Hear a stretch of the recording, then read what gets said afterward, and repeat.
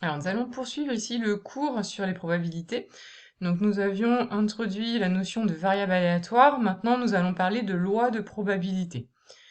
Alors, on va reprendre comme exemple l'exemple précédent dans la partie du cours précédente, à savoir qu'on lançait un dé équilibré, donc nous avions autant de chances de tomber sur 1, 2, 3, 4, 5 ou 6, et nous avions associé la variable aléatoire qui nous permettait d'avoir 2 euros si jamais nous tombions sur un résultat pair, 3 euros si jamais nous tombions sur 1, et puis on perdait 4 euros si jamais on tombait sur un 3 ou un 5. Donc on reprend cette variable aléatoire, et donc puisque chaque issue du lancer de dés est équiprobable, c'est-à-dire qu'on a autant de chances de tomber sur 1, 2, 3, 4, 5 ou 6, eh bien chacun des 6 résultats a une probabilité d'arriver de une chance sur 6. J'ai une chance sur 6, donc 1 sixième, la probabilité de tomber sur 1 vaut 1 sixième, la probabilité de tomber sur 2 vaut 1 sixième, etc. Ensuite, on vous demande la probabilité que la variable aléatoire, donc notre grand X là, prenne la valeur 2. On vous demande sa valeur, la valeur de cette probabilité. Donc la probabilité que la variable aléatoire prenne la valeur 2, pour gagner 2 euros, eh bien il va falloir tomber sur un nombre pair. Ça veut dire qu'il va falloir tomber soit sur 2, soit sur 4, soit sur 6. Donc en fait, on a 3 possibilités qui vont nous permettre d'arriver à un nombre pair, et donc de gagner 2 euros. Du coup, la probabilité que la variable aléatoire prenne la valeur 2, ça va être égal à 3 sur 6. C'est-à-dire une chance sur 2. En termes de probabilité, ça va faire 1/2. Du coup, la notation, le dire la probabilité que la variable aléatoire grand X prenne la valeur 2, eh bien on va juste noter proba que x égale 2, donc P de x égale 2 égale 1 sur 2.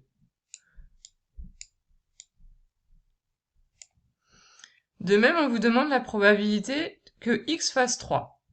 X va valoir 3 euros lorsque nous tombons sur un 1. Donc il n'y a qu'une possibilité sur 6 pour gagner 3 euros. Donc la probabilité que x fasse 3 va être égale à 1 sur 6. Ensuite, on vous demande P de x égale moins 4. La proba que la variable aléatoire fasse moins 4, c'est la probabilité d'avoir soit un 3, soit un 5. Donc nous avons 2 chances sur 6 d'arriver à un gain de moins 4 euros. C'est-à-dire que de perdre 4 euros. Donc 2 chances sur 6, ça va nous faire 1 tiers. Donc la proba que x vaut moins 4 fait 1 tiers. Eh bien, on va résumer ces résultats en fait dans un tableau. Alors, il faut que vous lisiez ce tableau en fait comme résumé des 3 réponses que nous venons de trouver. Votre grand X, là, votre variable aléatoire, elle ne peut prendre que 3 valeurs, soit 2, soit 3, soit moins 4. Donc on va faire un tableau dans lequel on va mettre les 3 possibilités pour notre variable aléatoire, et en dessous on va mettre les probabilités de chacune des possibilités. Donc la probabilité que notre variable aléatoire fasse moins 4, eh bien on a vu que c'était 1 sur 3. La probabilité que notre variable aléatoire fasse 2, c'est, on a vu ça là, pardon, une chance sur 2, enfin 1/2 la probabilité. Et la probabilité que grand X fasse 3, eh bien ça fait 1 sixième. Donc dans ce tableau, nous avons mis en première ligne toutes les possibilités des valeurs prises par grand X, notre variable aléatoire, et en dessous toutes les probabilités qui sont associées. Eh bien, ce tableau, ça s'appelle, en fait, si on vous demande de déterminer la loi de probabilité de la variable aléatoire grand X, la loi de probabilité de grand X, eh bien c'est juste faire ce tableau. Donc j'insiste, hein, première ligne, on écrit les différentes valeurs possibles. Deuxième ligne, on écrit les probabilités de chacune des valeurs possibles prises par notre variable aléatoire. Alors il y a des petits xi ici, là c'est juste des notations, hein. Dans ce tableau-là, les petits xi ce sont toutes les valeurs possibles, et on écrit du coup proba que grand X égale xi, c'est-à-dire cette valeur-là. Ça, ce ne sont que des notations. Donc quand on vous parle de loi de probabilité, eh bien c'est bien ce que je vous disais tout à l'heure, ça veut dire qu'on va donner toutes les probabilités de toutes les issues possibles de notre variable aléatoire. Alors des fois, vous verrez que par exemple, on pourrait dire que ça c'est x numéro 1, ça c'est x numéro 2, x numéro 3, c'est-à-dire la première valeur, la deuxième valeur, la troisième valeur, Et du coup, des fois, la première probabilité, c'est-à-dire la probabilité associée à la première issue, eh bien, des fois, on dira que c'est P1 et ça P2 et ça P3, mais ce ne sont vraiment que des notations pour que vous puissiez comprendre la suite du cours. Donc, vous remarquerez que lorsqu'on additionne justement tous ces P1, P2, etc., donc ici, on n'en a que 3, hein, quand on fait ça, plus ça, plus ça, eh bien, en fait, moi, je vous rappelle que 1 tiers, c'était 2 sixièmes, ici, c'était 3 sixièmes, et là, 1 sixième. Donc, quand vous allez additionner ces trois probabilités-là, eh bien, ça va faire 3 sixièmes. Bon, ça, ce que je rajoute, hein, c'est juste pour vous faire la remarque. Donc, ça ferait 3 sixièmes plus... pardon, je me trompe, ici, c'est 2 sixièmes, excusez-moi. 2 sixièmes, pardon, plus 3 sixièmes, plus 1 sixième. Quand vous faites 2 sixièmes plus 3 sixièmes plus 1 sixième, bah, ça fait 6 sixièmes, c'est-à-dire 1. En fait, c'est logique, si vous additionnez toutes les probabilités, ben vous allez obtenir tout ce qui est possible, donc c'est normal qu'on obtienne la probabilité égale à 1 si on additionne tout. Donc ça sera toujours une façon de vérifier, vous devrez toujours avoir la somme de toutes vos petites probabilités ici, dans la deuxième ligne, ça fera toujours 1. Donc c'est ce qui est écrit ici. Donc l'exemple, hein, ce que je disais, P1 c'est 1 tiers, P2, la deuxième probabilité dans notre tableau, c'est 1 demi, et P3 c'est 1 sixième. Et bien quand vous additionnez ces trois probabilités-là, hein, en les mettant au même dénominateur, et bien on l'a fait tout de suite, ça fait 1. Voilà.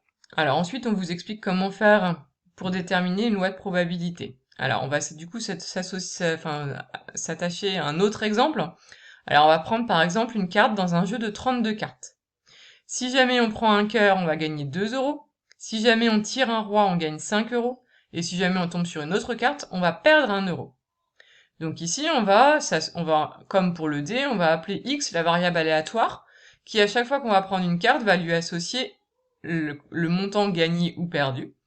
Alors les valeurs possibles, du coup, ça peut être 2 euros, ou alors 5 euros si jamais on a un roi, ou alors moins 1 euro,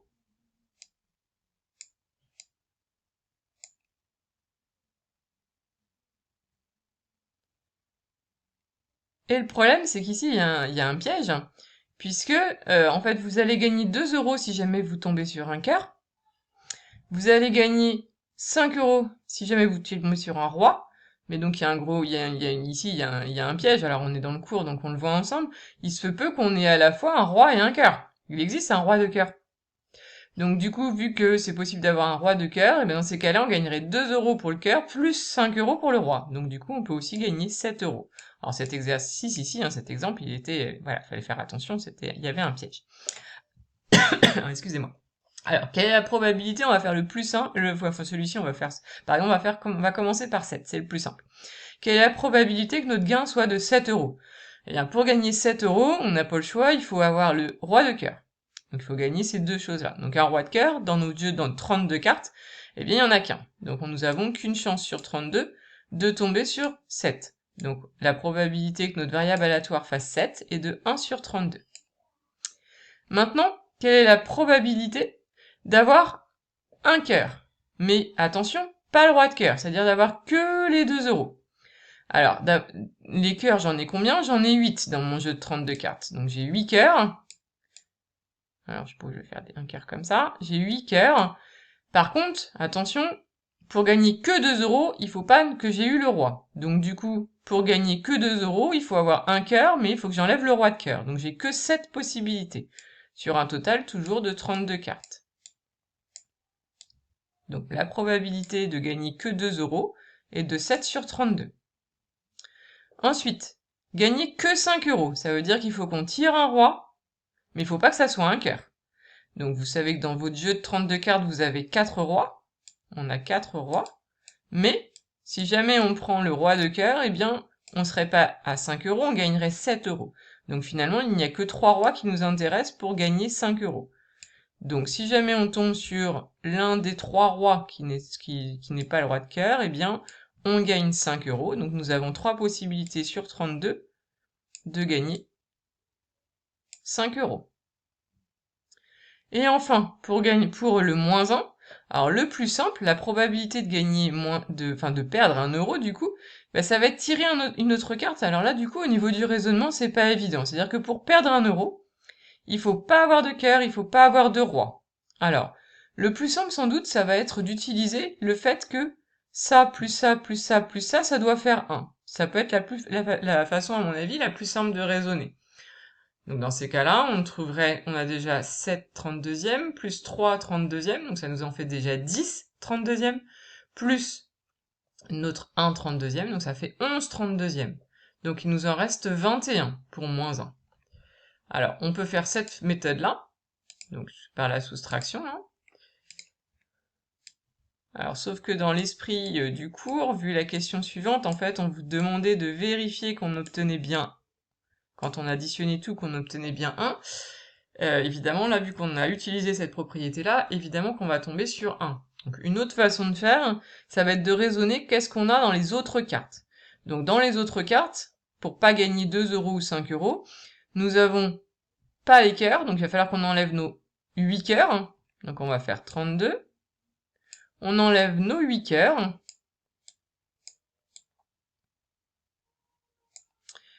J'ai dû me tromper dans mes calculs, moi, c'est pas possible. Je disais donc les autres cartes, il faut qu'on prenne donc nos 32, on enlève les 8 cœurs et on enlève aussi les rois. Sauf qu'on a déjà enlevé le roi de cœur, donc il faut enlever les 3 autres rois qui restent. Et 32 moins 8 moins 3, eh bien on retrouve notre 21. Donc c'était une autre façon de trouver que la probabilité d'avoir moins 1 fait 21 32e, pardon. Donc effectivement, si on va faire la première proba plus la deuxième, plus la troisième, plus la quatrième, si vous additionnez vos 4 fractions, eh bien on va tomber sur 1. Alors ensuite, en dernière question, on vous demande de calculer la probabilité que x soit plus grande ou égale à 5. Eh bien la probabilité que x soit plus grand ou égal à 5, ça va être la probabilité que x soit égal à soit 5, soit 7.